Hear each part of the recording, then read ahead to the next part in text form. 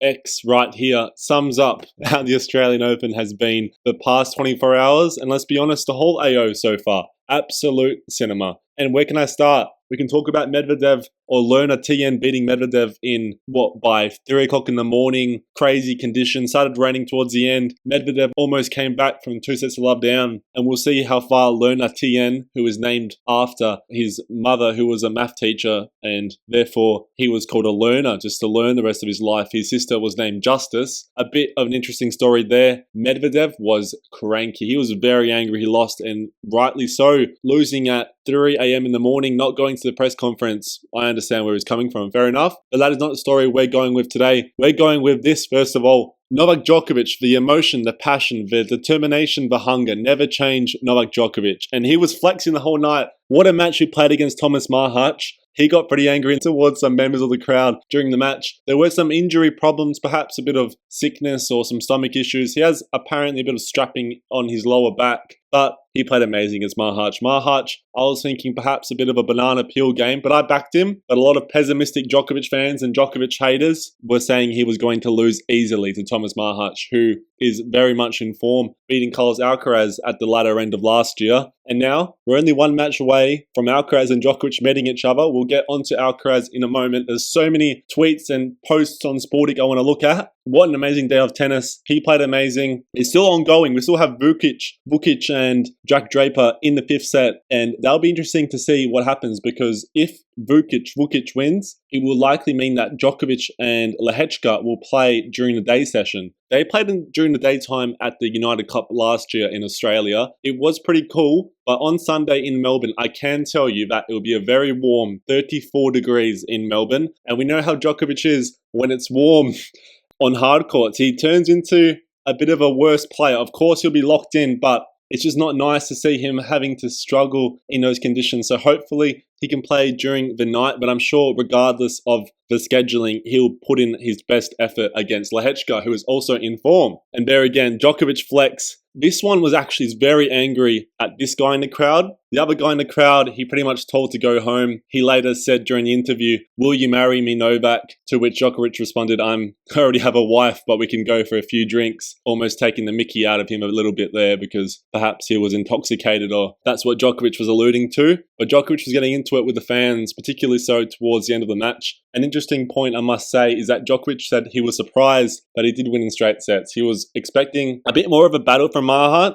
The second set was pretty close. Machac had a bit of a lead in that start of the second set, but Djokovic at all times looked very solid, apart from that little start of the second set. And yeah, this is the interview. I won't play it for copyright reasons, but we went over that just now. And a bit more of a serious note here. Novak Djokovic wrote at the end of the match on the camera in support of Sonia after his Australian Open win, the law student who was run over attending the ongoing anti-government protests in Serbia earlier this week. And we hope for her best recovery from the team at Sportic. Novak Djokovic's racket bag is an absolute flex. I don't know about you guys, but I absolutely love how he has all his Grand Slams, the Olympic gold medal, and ATP finals, and even these stick-on smiley faces, which represent his Masters titles. And they're perfectly 10 rows of 4 columns. So he has 40 Masters titles. That's a pretty unique layout he's got there. He may as well flex it because he deserves it. He's earned it. Young players get the money, girls, and casino, but Novak got the slams, gold medal, and records. Of course, alluding to that pretty funny quote by Medvedev, which was regurgitated by Novak Djokovic the other day. And on a bit more of an annoying note, it's quite upsetting to see this. Tony Jones, 9 News reporter in Australia, he gets a bit of stick, this journalist, because he's quite a bit of a unique character. Let's listen to what he has to say. Back to Melbourne Park, where you can see the Novak Djokovic fans there in full voice. Yeah, the chants are quite extraordinary. Novak, he's overrated. Novak's a has-been. Novak, kick him out. Boy, I'm glad they can't hear me.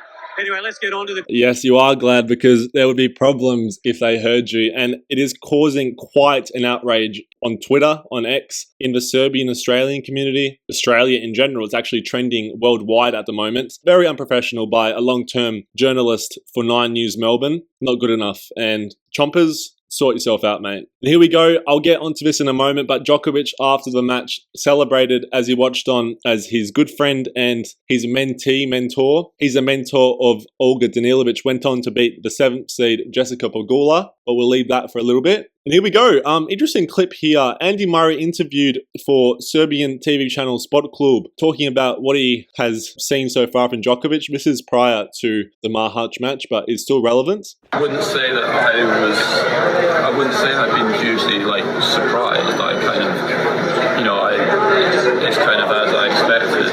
Maybe Novak's even more diligent than maybe I would have expected. He's unbelievably professional, extremely hard worker.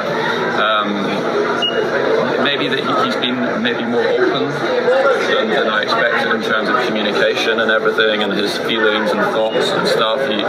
From the first and second day that we were together, that was has been brilliant and has really helpful for me. Trying to help him. The more open that you are and the more you can communicate with each other, that's probably the only thing I maybe expected him to be a little bit more reserved initially, but he's not been like that. Listening to him speaking about your collaborations, it seems like you guys are in it for the long haul. Do you feel the same way? I'm so sorry to interrupt, guys. We've got a few hundred people waiting upstairs, so we do need to take Andy now. I'm aware that sports is, it's a results business, and if Novak is having good results, then hopefully things last, a long time. But we'll see. Let's see how the rest of the tournament goes. I believe that Novak can have a great tournament.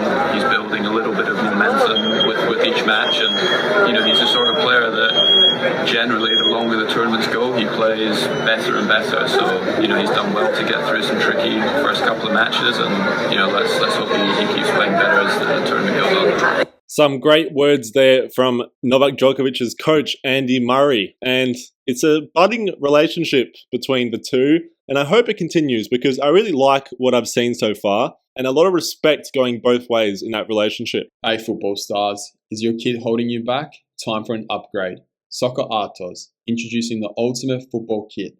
It's sleek, it's bold, and it will make you look like a pro, all without breaking the bank. Crafted with high quality, moisture wicking fabric, you'll stay cool while crushing it on the field. And guess what? It's affordable too. Use the code SPORT for 10% off. Grab yours now and dominate the pitch in style. Gear up, play hard, look fly without the hefty price tag. And moving on to some players other than Novak Djokovic, Carlos Alcaraz had this to say when he was asked how he would give advice to Lerner Tien Fonseca, who did lose yesterday, and Jakub Benčík, who lost today against Fokina. What am I saying? I'm not 30 years old. I'm only 2 years older than them. What advice? Don't beat me, I guess. And of course, what do you want him to say? He's going to be battling with these players for the next 15 years. So Alcaraz, even Djokovic, who is 16 years his senior, he for sure can keep his lips shut tightly. And yeah, fair enough from Alcaraz. But this is a bit of a cool story between Alcaraz and a Hot Shots kid, so pretty much a promotional child for the tournament doing the coin toss. I won't show the original video, but pretty much this kid called John comes up, flips the coin, is really energetic, really happy, really bubbly, running around everywhere. A big Alcaraz fan. And then after the match, Alcaraz meets him again and invites him behind the scenes to go to the post-game interview. Let's have a look, press conference. How are you? Thank you. Do you want to be in the press conference? Yeah, sure. Come on. From here, from Melbourne, or? Yeah, from Melbourne. Have you ever seen what the players do after a match? Or this is the first time? This is the first time. This is the first time. Oh my God. So I'm so excited. Actually. So you're gonna see what we have to do after every match. We have to do this after every match. Doesn't matter. Doesn't matter if we lose or if we win. I wish to see you playing this beautiful for one day. I sure will. John, take care. I'll see you soon. Thank you. Bye-bye. Alcaraz is a great young man, a great role model to so many people, even older than him, around the world. And to be honest, I have a lot of admiration for Carlos Alcaraz, and I'm very excited to see how he continues to play this year, and particularly so at the Australian Open. So Carlos Alcaraz showing his great character in this little clip. And Danielle Collins, a bit of a divisive figure here, but I support it. She was cupping her ears towards the fans, blowing kisses to silence the Aussie crowd last night. She beat Destiny Ayava, and she was getting booed pretty much the whole match. Peak Danielle Collins, a bit of character. This is what the game needs. She talks about how people hating on her, it pays her the bills. So well done to Collins. I actually support her in this situation. And we have a few more stories here on Sportic. Kecmanovic, watch out for him tomorrow against... Who is he playing again? Holger Rune, that's right. Good luck to Miomir. Of course, Yannick Sinner confirmed Darren Cahill's split, or